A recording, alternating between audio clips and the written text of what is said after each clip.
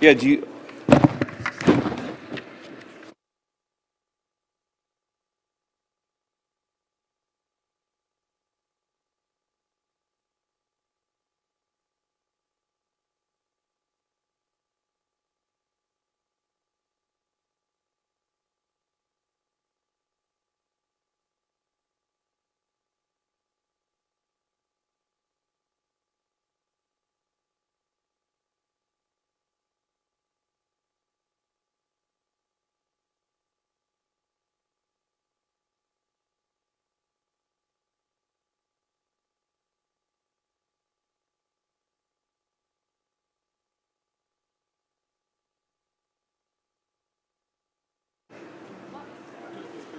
okay.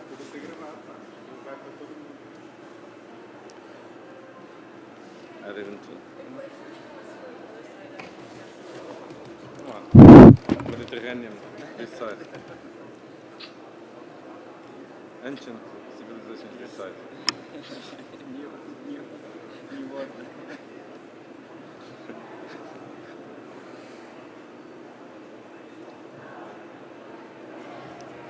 Smile.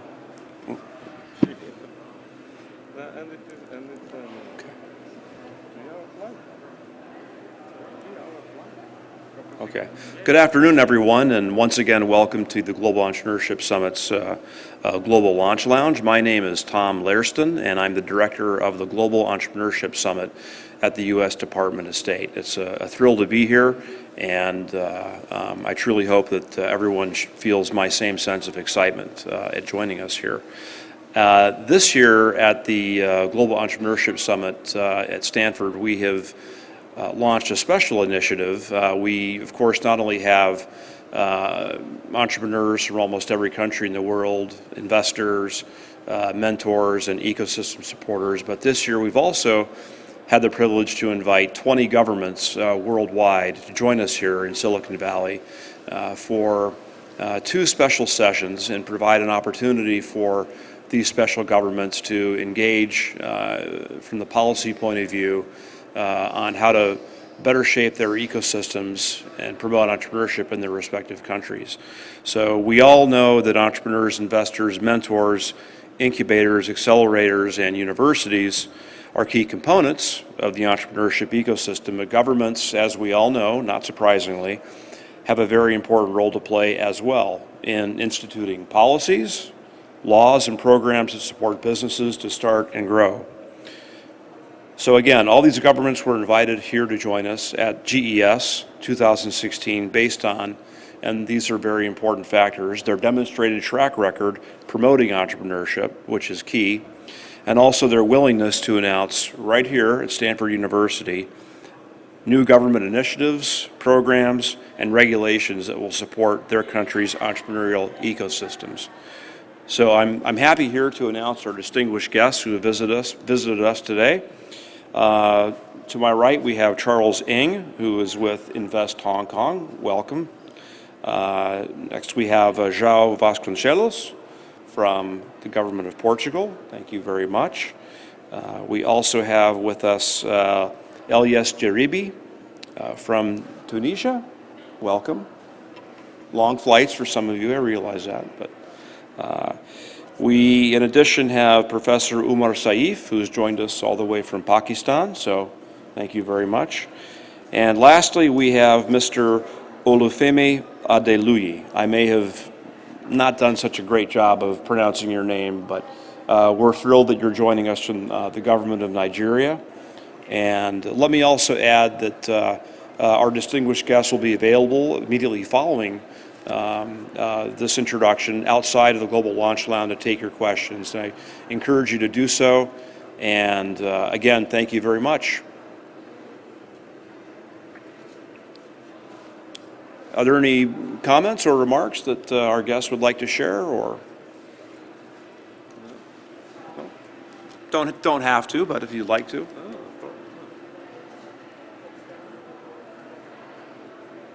Okay, sure. Okay. Great. Thank you. Thanks again.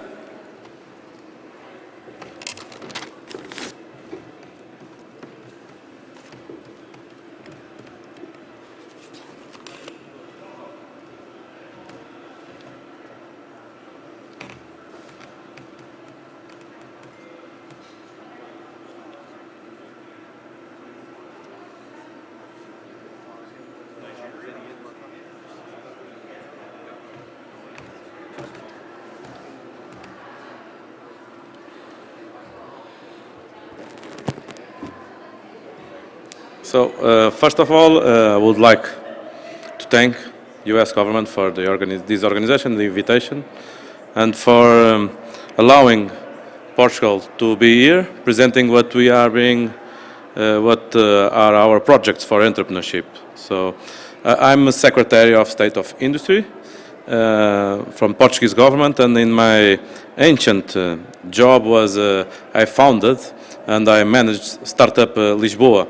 It's the biggest tech incubator in Portugal. And now in government, and as you know, Portugal is getting out of a big crisis. We have about 30% of unemployment on youth, and the government put it as priority the entrepreneurship and fostering entrepreneurship in Portugal.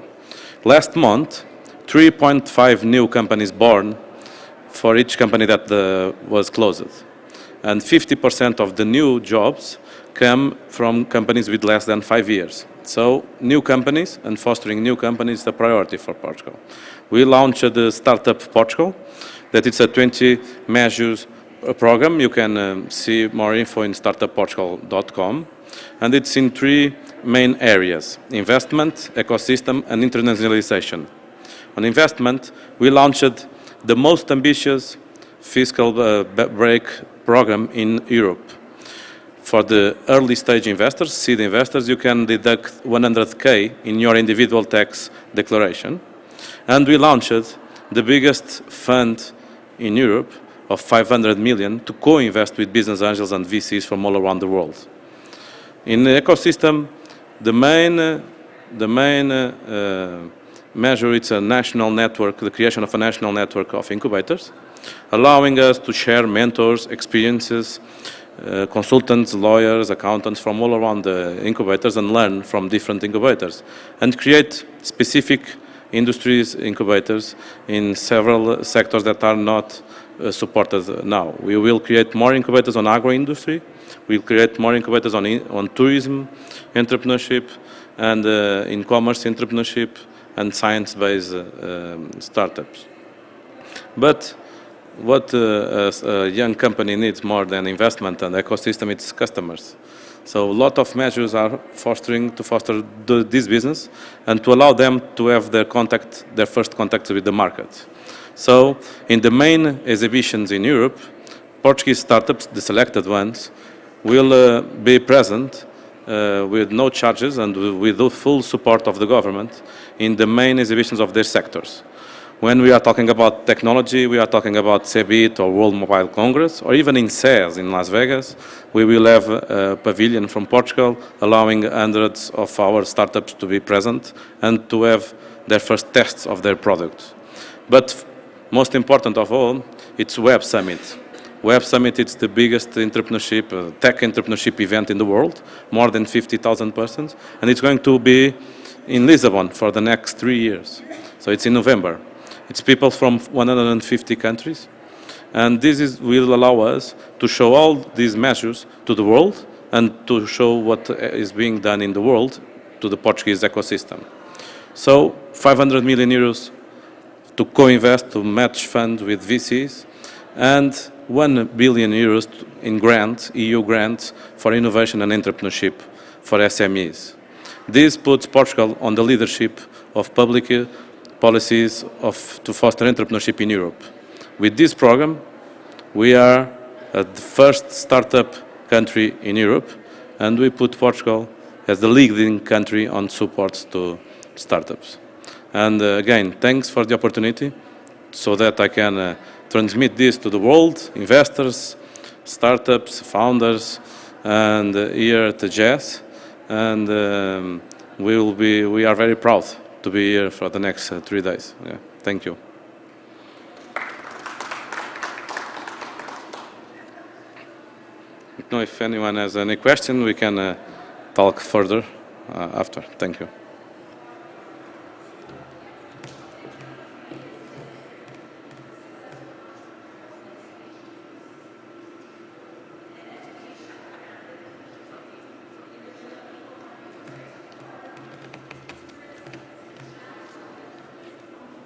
Hi all, I'm Elias Jeribi, Executive Director of Smart Tunisia. Tunisia, it's a startup democracy right now. So for the last 5 years, we are working hard to set up this new democracy, this young democracy. And today, Tunisian government priorities are how to make our economic revolution. So basically, we are working on this. And we are convinced that we have to work on two main areas, entrepreneurship and digital economy. So basically, Tunisia wants to be really in the new economy in the next 5 to 10 years. So that's why we, the government, along with the private sector and also with the ecosystem, we are working on very ambitious programs. We put in place already the program Digital Tunisia 2020 with a goal to connect every single Tunisian family, to put in place e-government and to foster entrepreneurship in digital and in general. And we are working right now, we are just starting to launch Digital Startup Tunisia program, which is a program to position Tunisia as a regional hub for entrepreneurship for startups. So basically, we are working right now in a Startup Business Act for Tunisia, which is, has been done thanks to the efforts of 100 people from the ecosystem, from the startups themselves, from the entrepreneurs, and from the government. So far, Tunisia has shown a real growth, exponential growth, especially in the ecosystem. We are still very ambitious about the outcomes of this entrepreneurship scene. So basically, we are having a lot of incubators, a lot of accelerating programs, a lot of co-working spaces, and we think that in the next 5 years, Tunisia will be the regional hub for entrepreneurship and digital economy. Thank you.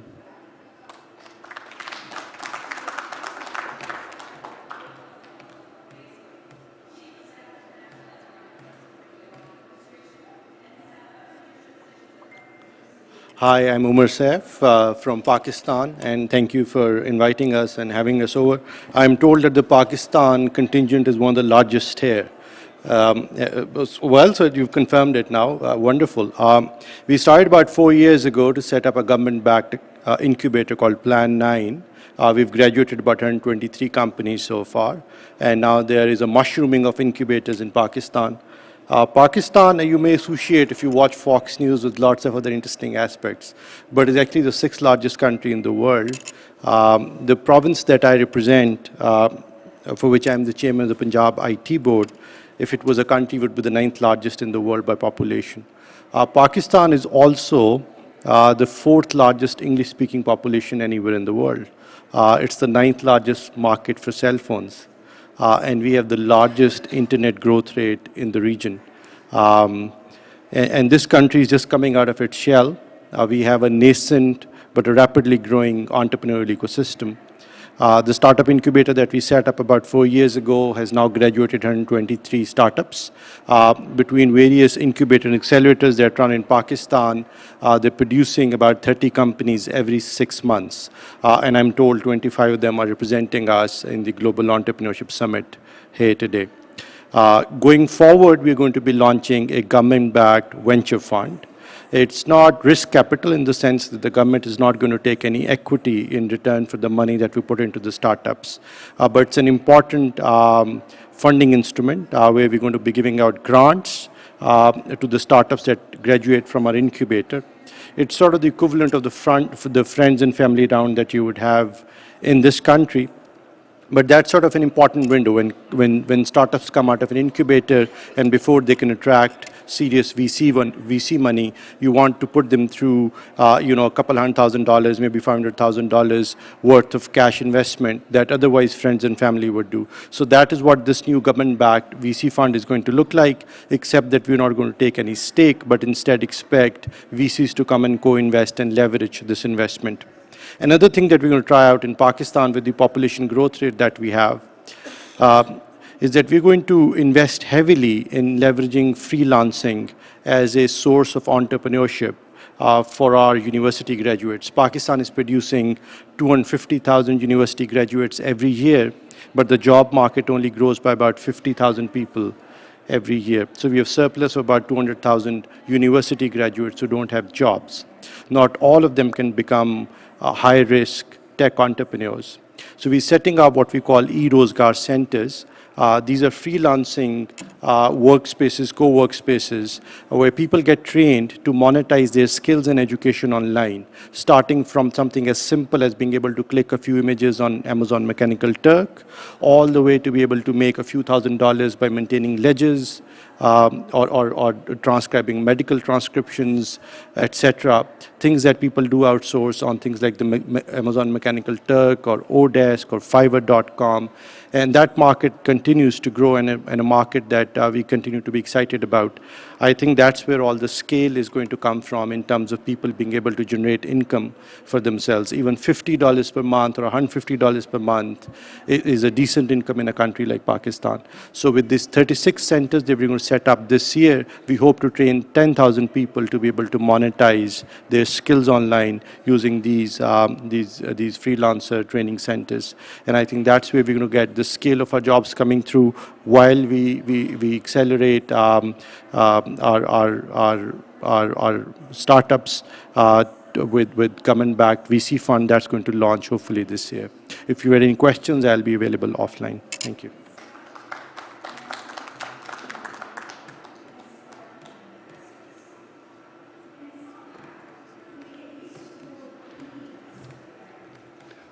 Good afternoon, everyone. I'd like to thank the State Department of the U.S. government for inviting us to this amazing conference. This Global Entrepreneurship Summit is extremely just outstanding. With all the content and the people that are here from 170 plus countries, this is the premier entrepreneurship event everybody dreams of attending. And I'm extremely privileged to be here today. I'd like to share a couple of things about the ecosystem in Hong Kong, which are actually quite nascent. About 4 years ago, we had about 3 co-working spaces, and today we have over 55 incubation labs, accelerator programs, and incubator programs, all done by the private sector. The government is extremely committed in fostering entrepreneurship in Hong Kong. We just announced in the budget that the government is going to put $650 million US dollars and 2 billion Hong Kong dollars to match the funding with VCs as well. The entrepreneurship ecosystem has been developing quite rapidly, and it's extremely vibrant to see a lot of entrepreneurs using Hong Kong as a lab, as a showcase, as a global launchpad. Although we have a very small market of 7.3 million people, the ecosystem is extremely is developing very quickly, especially in the areas of financial technology, where Hong Kong as a global financial center is a very natural fit for fintech companies, whether they are in blockchain technology or in cybersecurity, to come and test their models and develop their models there. We also see a very important development in Internet of Things, IoT. Consumer IoT and B2B IoT. Because of the fact that we're next door to Shenzhen, the biggest market for hardware in the world, we are extremely well positioned to foster entrepreneurship and help GS participants and also participants from worldwide to come and test their products and market. We also have a living lab for what we call a smart, healthy, and green city. Right now, we're in the process of building a second central business district on the other side of Hong Kong, which is basically going to be twice the size of the current central business district, with 5 million square meters of graded offices. And so we're seeing a lot of companies from all over the world, entrepreneurs as well, to coming and testing the new models and markets in the technology of smart city or green city and health tech city. The other area we are seeing quite a big development is the manufacturing 4.0. In the Pearl River Delta, which is just north of Hong Kong in the mainland of China, there is a development that is going on where all the manufacturing is being transformed to going from low-end to high-end manufacturing using robotics and artificial intelligence. So we're going to see a lot of these development going on. And last but not least, a lot of development in the supply chain logistics and retail technology, which basically is taking the traditional business of trading, import-export, and retail to the next level using technology. So we're extremely excited to welcome you all to come and see for yourself, because seeing is believing, and we look forward to facilitating and helping any entrepreneurs who is coming to Hong Kong to access funding, marketplace, and also talent, and also production as well. So we'd like to thank you very much for the opportunity, and look forward to seeing you in Hong Kong. Thank you.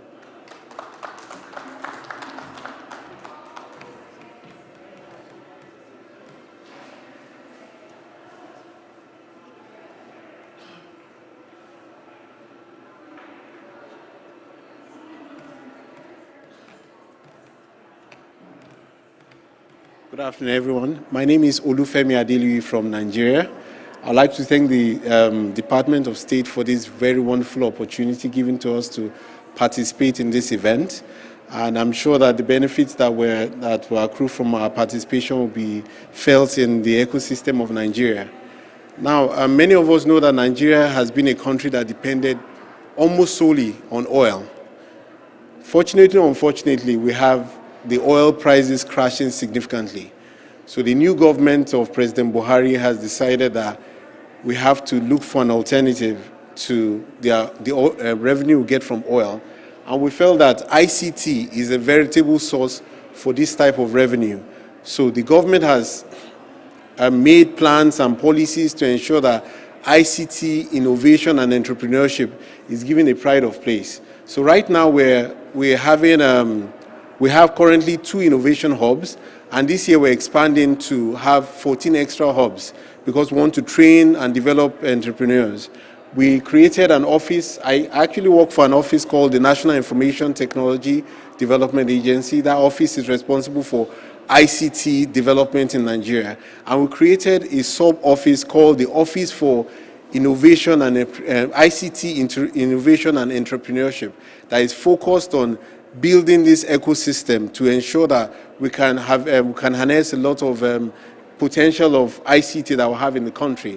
And right now we are creating what we call an ICT Innovation Fund that's going to be used to fund the ICT startups that are growing in Nigeria.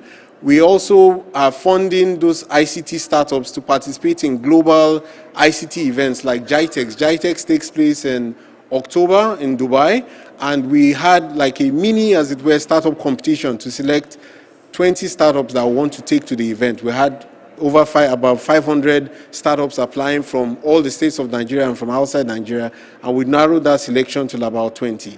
And we're also going to take people to the CES that takes, we're going to take them to CeBIT that takes place in Germany next year as well. About 3 weeks ago, I was here with the Honorable Minister in charge of communications, who is the ministry that is in charge of ICT in Nigeria, and my Director General. We had a Silicon Valley tour, and what we did was that we came to try to do a study on the ICT innovation ecosystem in Silicon Valley with the hope that we can try to replicate as much as we can in Nigeria. We have one conference every year called eNigeria, which is the conference that brings together all the stakeholders in the ICT industry in Nigeria.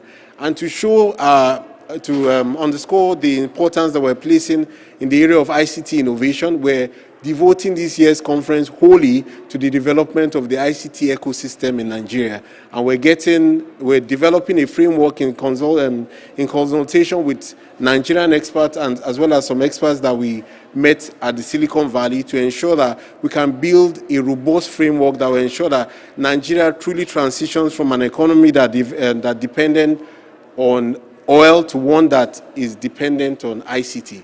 We welcome you to come to Nigeria. We welcome you to explore the opportunity of the economic hub of Africa. And I'm really glad to be here. Thank you very much.